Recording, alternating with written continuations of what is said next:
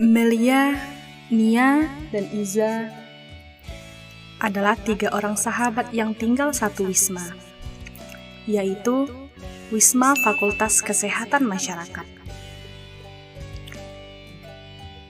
Namun, saat sekarang ini, karena orang lagi libur dan juga ditambah kuliah online, ternyata mereka sama-sama tidak paham pada satu mata kuliah. Kebetulan mereka juga satu kelas dan satu peminatan, yaitu peminatan kesehatan reproduksi. Nah, kemarin mereka berbincang-bincang, ternyata mereka kurang paham soal mata kuliah HIV dan AIDS.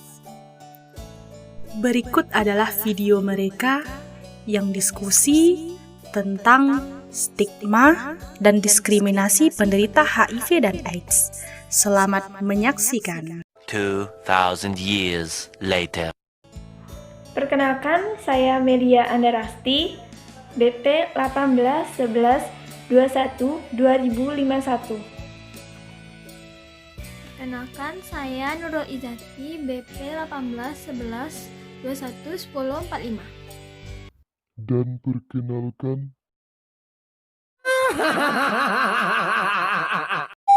Halo, perkenalkan saya Desi Kurnia Putri, BP 1811211036.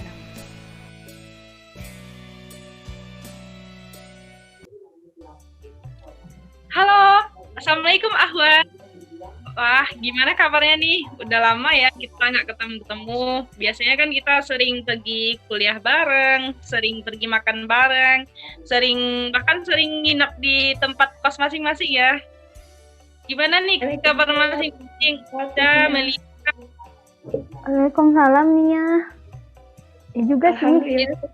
Ya, Kak. Iza lagi di mana? Iza lagi di rumah aja, nggak kemana-mana. Kalau Melia? Melia sekarang lagi pulang ke Bekasi ini nih ya. Soalnya kan kemarin libur panjang, jadi alhamdulillah saya kasih kesempatan untuk pulang ke Bekasi. Oh, iya ya. Gimana kabar keluarganya? Sehat? Iza sama Melia? Alhamdulillah sehatnya. Kabarnya gimana? Alhamdulillah. Oh iya, BTW nih Wat, kita kan udah siap ujian ya. Otomatis kan sekarang kita lagi masa-masanya menikmati liburan bersama keluarga tercinta pastinya gitu kan. Kira-kira dari semua mata kuliah kita di semester 5 yang kemarin nih, kira-kira mata kuliah apa nih yang susah dipahami, maksudnya yang perlu pembelajaran ulang gitu. Kalau Melia gimana? Kalau dari Melia, itu yang lumayan lebih paham tuh HIV AIDS-nya. Soalnya kan emang relate banget nih sama yang terjadi saat ini, mana sedang meningkatnya kasus HIV AIDS pada saat pandemi. Iza juga, itu juga. Oh iya. Oh iya, Meli ada satu cerita nih. Jadi waktu itu pernah ada kejadian di mana sebuah keluarga ternyata satu keluarganya itu mengidap penyakit HIV AIDS dan ketahuan sama keluarganya, dan keluarganya itu kayak nggak terima bahwa salah satu anggota keluarga ini. Kalau Iza gimana nih Iza? Kira-kira mata kuliah apa yang agak sulit dipahami Iza? Kalau menurut Iza, HIV AIDS itu juga. A few moments later. A few inches later. Oh, tapi sama ya. Nia sebenarnya juga HIV AIDS yang agak perlu dikaji ulang gitu kan. Kira-kira menurut teman-teman nih, soal HIV AIDS ini kira-kira apa yang menjadi topik yang harus kita bahas gitu kan, maksudnya itu yang perlu kita kaji ulang gitu. Kalau menurut Melia kira-kira gimana Mel? Kalau menurut Melia, karena kita adalah kesehatan masyarakat ya, apalagi gimana caranya untuk promotif dan preventif, itu lebih ke stigma sih ya. Apalagi stigma masyarakat tentang HIV/AIDS ini kan bisa dibilang sangat-sangat negatif gitu. Jadi banyak nih macam-macam stigma pada penderita HIV. Salah satunya itu kesalahpahaman dari masyarakat mengenai penderita HIV. Nah, banyak masyarakat yang mengatakan bahwa HIV ini sangat mudah itu tertularnya.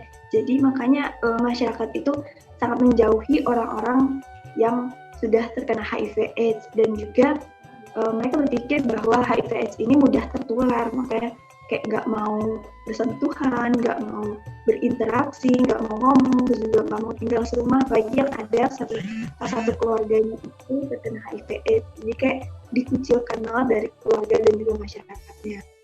Terus juga ada yang beranggapan bahwa HIV/AIDS ini banyak yang menstigmakan bahwa ketidakadilan gitu, kayak mereka nggak bisa ikut kegiatan-kegiatan sosial di masyarakat, kegiatan-kegiatan pada umumnya. Terus juga masyarakat juga yang menganggap bahwa HIV/AIDS ini adalah sebagai perusak generasi untuk generasi muda gitu. Jadi mereka takut banget untuk bersosialisasi, juga berinteraksi dengan orang HIV. Terus juga ada juga yang bilang bahwa HIV ini adalah masalah dari kejiwaannya. Banyak yang mengkategorikan bahwa mereka itu HIV/AIDS ini timbul karena kejiwaan, padahal HIV/AIDS ini adalah timbul dikarenakan imun yang terserang oleh virus gitu. Itu sih yang harus kita perbaiki di masyarakat. Kalau menurut Nia sama Iza gimana?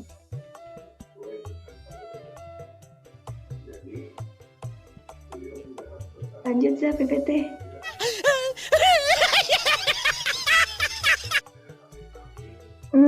Kalau menurut dia itu ada banyak penolakan ODA dalam kehidupan masyarakat. Kayak banyak warga yang menolak untuk memandikan jenazah ODA sebelum dikuburkan. Jadi warga itu tidak mau memakai hidangan yang terjadi di rumah jenazah karena takut tertular HIV. Terus ada tindakan diskriminasi lainnya, yaitu berupa penolakan dan pengusiran terhadap ODA ini tanpa dasar. Nah, seharusnya itu tidak perlu dilakukan karena tidak ada risiko penularan HIV yang terjadi. Dan penularan HIV harus memenuhi 4 prinsip yang mana tidak terjadi dalam hal memandikan jenazah maupun sekedar menetapkan dan bertempat tinggal di sebuah pemukiman. Jadi perlu dipahami juga bahwa pengecilan ODA tidak lantas menghentikan rantai penularan HIV. Sebaliknya berpotensi pada pelanggaran HAM karena membatasi ruang gerak ODA serta mempersulit upaya penyediaan perawatan bagi mereka.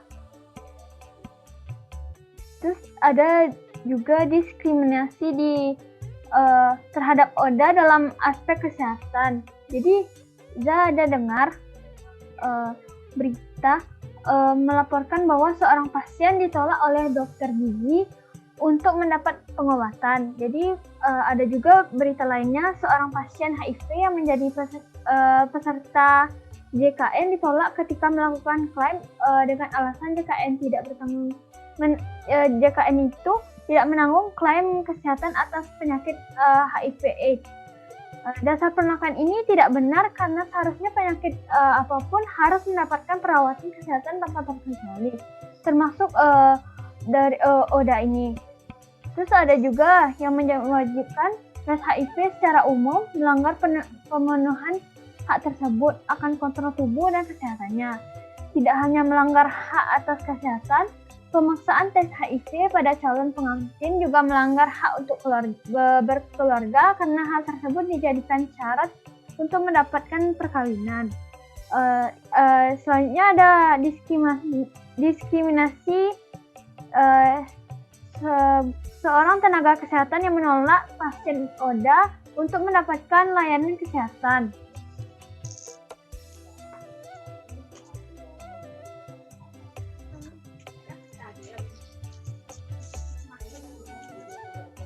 Selanjutnya ada dampak dari stigma dan diskriminasi bagi mereka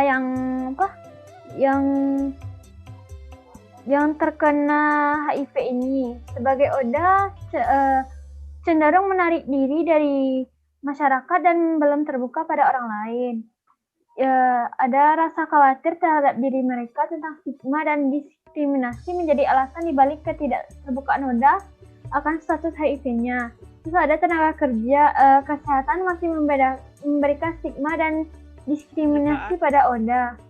Terus adanya penolakan setelah mengetahui status HIV-nya. Terus akan berdampak juga pada ekonomi. Iya tuh betul tuh Zah, emang banyak banget nih stigma-stigma yang ada di masyarakat yang bahkan itu bisa banget membuat orang-orang HIV/AIDS itu ngerasa keterbelakangan dan juga minder gitu. Mungkin kalau menurutnya gimana nih? Ini ada nggak sih kayak tahu tentang program-program apa aja yang bisa diterapkan gitu supaya ODA ini bisa ikut dalam sosialisasi gitu, interaksi di masyarakat. Ada sih Mel, kemarin baca-baca kan dari sumber-sumbernya juga, ternyata program untuk mencegah dan menurunkan stigma diskriminasi itu ada gitu. Ada beberapa program. Yang pertama itu ada kalau menurut Nia sih ada sih kemarin teman-teman program-program untuk mencegah dan menurunkan stigma diskriminasi itu. Yang pertama itu program Language of Change. Katanya di program ini dalam sebuah jurnal kajian komunikasi pada tahun 2015 itu membahas tentang sebuah program yang dilakukan oleh sebuah LSM. Tujuannya itu untuk mencegah dan menurunkan stigma dan diskriminasi di masyarakat mengenai HIV atau AIDS katanya. Kemudian ada program yang kedua itu melakukan penyuluhan dan penyebaran informasi seputar HIV atau AIDS. Katanya diskriminasi masyarakat itu ternyata membuat lemah upaya penanggulangan HIV. Diskriminasi tidak akan hilang tanpa peran dan tindakan dari semua orang untuk mengakhirinya. Kemudian implikasi dari adanya diskriminasi tersebut antara lain itu katanya terjadi saat si pengidap virus HIV ini mengakses layanan kesehatan. Nah, gitu katanya Melza yang Nia pahami. Jadi ternyata ada dua program yang bertujuan untuk mencegah dan menurunkan stigma diskriminasi ini gitu. Wah, ternyata kita masuk ke peminatan yang bagus nih. Atau gimana caranya supaya bisa meningkatkan stigma-stigma negatif dan stigma-stigma positif supaya masyarakat bisa menerima tentang HIV/AIDS. Iya. Ternyata awalnya cuma semua ramah, ternyata bisa banyak nih informasi-informasi dari teman-teman. Oke, jadi teman-teman sekalian dan juga yang menonton video ini, kesimpulan dari topik kita kali ini tentang stigma dan diskriminasi penderita HIV dan AIDS itu, yang pertama itu bahwa macam-macam stigma pada penderita HIV atau AIDS itu. Yang pertama, salah paham tentang penularan HIV dan AIDS. Kemudian, HIV dianggap berbahaya, perusak generasi bangsa dan tidak bermoral. Kemudian, HIV adalah masalah kejiwaan. Kemudian, penolakan ODA dalam kehidupan bermasyarakat itu ternyata banyak warga yang menolak untuk memandikan jenazah ODA sebelum dikuburkan. Bahkan warga tidak mau memakan hidangan yang tersaji di rumah jenazah karena takut tertular HIV. Selanjutnya, diskriminasi terhadap ODA dalam aspek kesehatan itu, yaitu pada sebuah berita ternyata seorang melaporkan bahwa pasien ditolak oleh dokter gigi untuk mendapatkan pengobatan. Nah, selanjutnya dampak dari stigma dan diskriminasi ini secara umum itu cenderung menarik diri dari masyarakat dan belum terbuka pada orang lain, itu pada penderita ODA ya. Kemudian teman-teman semuanya, ternyata ada juga nih program dari pemerintah untuk mencegah dan menurunkan stigma diskriminasi. Yang pertama itu ada program Language of Change, kemudian ada program melakukan penyuluhan dan penyebaran informasi seputar HIV atau AIDS. Nah, terima kasih. Sekian video dari kelompok kami. Salah dan janggal, mohon maaf ya. Assalamualaikum semuanya.